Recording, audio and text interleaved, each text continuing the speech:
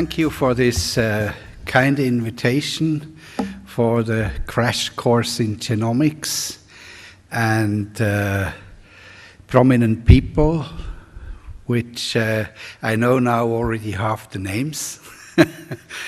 And although I have been many times already in Canada, and for me it's a wonderful country of open-minded people.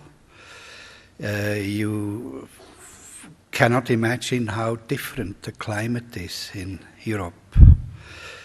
It is very difficult to be a green person like me, studying biodiversity. I was a plant conservation person for many, many years. And then this guy comes and is pro-GMO. Huh? What a catastrophe. Huh? A traitor, you know. A valet of Monsanto. I've heard that all.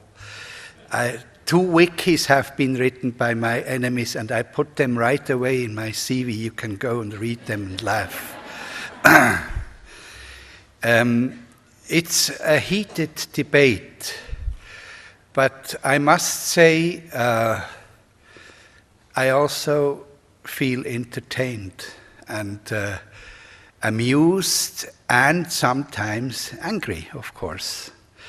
But anyway, it is a very, very interesting debate going on, touching a lot of problems in ethics, in normal life, in tribal life in Switzerland, etc. But now let's start.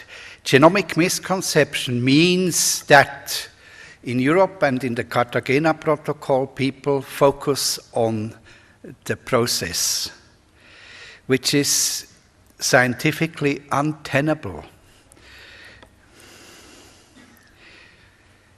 Actually, we have a lot of fundamentalists, and my slogan is help fundamentalists donate brain. It's a bit difficult, I know, but modern neurology has shown that we have more flexibility in the brain, so there is hope for the fundamentalists. Yeah. And then these fundamentalists have many different arguments, and one is the defense of the motherland and the biodiversity centers, and we must keep to the indigenous crops and plants. And when you see this map, this is somehow a laugh. Huh? The traffic, intercontinental traffic, has not been invented by our air companies. It was the breeders who did it. For instance, it goes so far that today we have difficulties to find the original traits of rice. We are having totally wrong concepts on sorghum centers of origin. I found out, and I will soon publish that with archaeological data, that sorghum actually is originating from the Green Sahara 20,000 years ago, and not from Ethiopia, as always claimed and owned, you know. This is this kind of spirit which I doubt very much. For instance, in India there is a heated debate about aubergine or brinjal, you call it also. And they all claim this is an Indian origin plant.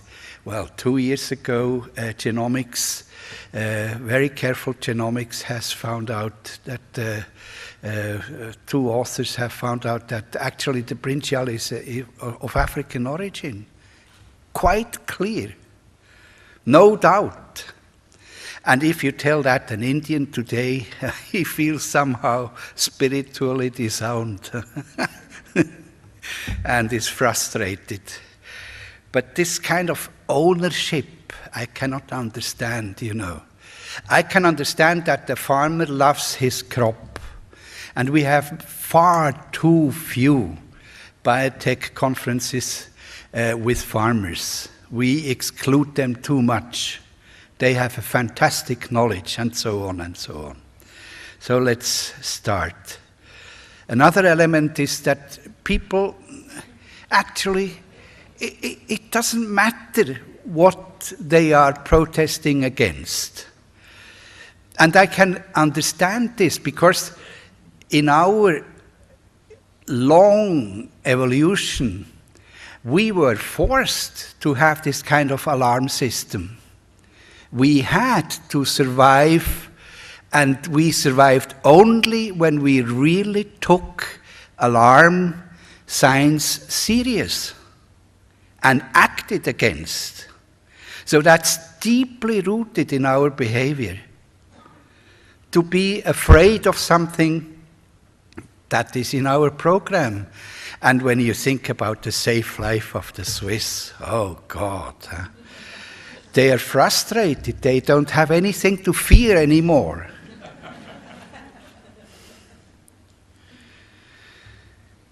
But now let's go into this first topic, the genomic misconception.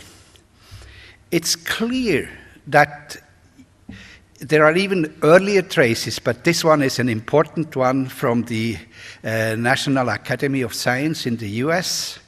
They clearly declared it a product-oriented regulation and not process-oriented. You see, the risks associated with the rDNA engineered organisms are the same in kind as those associated with the introduction into the environment of unmodified organisms. It has been stated many, many times. There is a committee of 16 Nobel Prize winners who have stated the same explicitly and angrily to the European regulators. They didn't want to listen because they were steered by activists already at that time. I can't even name you names. And they are still active today. Activists, yeah. Anyway, this urban myth is just really prevailing also among scientists. There is no fundamental difference on the molecular level between natural mutation and genetic engineering. It's just Habakkuk, as we say in German. And one of the main authors is Werner Arber, who was responsible for a breakthrough in genetic engineering with the restriction enzymes. He's to the right, and to the left, that's Sanchez Sorondo, the Secretary of the Academy of Science of the Vatican. And he published a lot of papers. I cite him quite often in my paper. And it's clear, small local changes in the nucleotide sequences and internal reshuffling of genomic DNA segments and acquisition of usually rather small segments of DNA from other type of organisms by horizontal gene transfer. This is, of course, influenced by the view about bacteria. Arber was a bacteria genome person. But it's also valid for higher plants, for sure. Of course, the genetic engineer pre-reflects his alterations and verifies the results. That's the difference.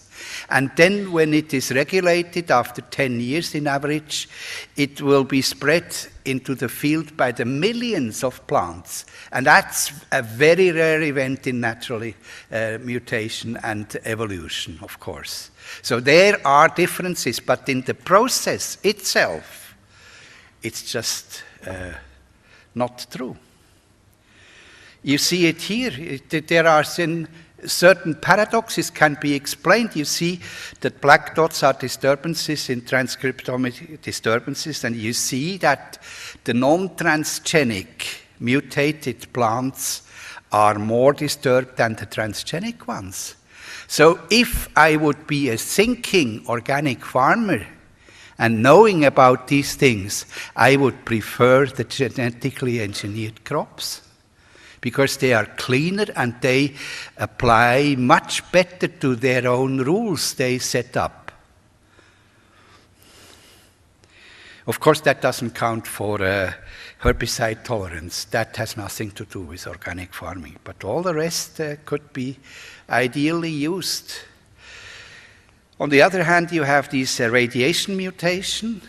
And I still remember the time when that really popped up again, despite the fact that it was known for many, many years. But you see here, you can survive at the rim of this field 60 minutes, and then you are dead. And inside there you have 3.5 minutes. And they radiated crops like that. Just like that, you know. Open in the field, no greenhouse, nothing. And when that came up again, and I was, of course, helping in the Italian TV, that was quite a scandal when they discovered that all the spaghetti is radiation mutated, you know, that was quite a thing, huh? And they immediately summed up a few scientists and explained it well, because now you see 70% of the crops under cultivation worldwide are radiation mutation varieties. This is a fact statistically, and you see that there are 2 databases proving that, and you can easily find them.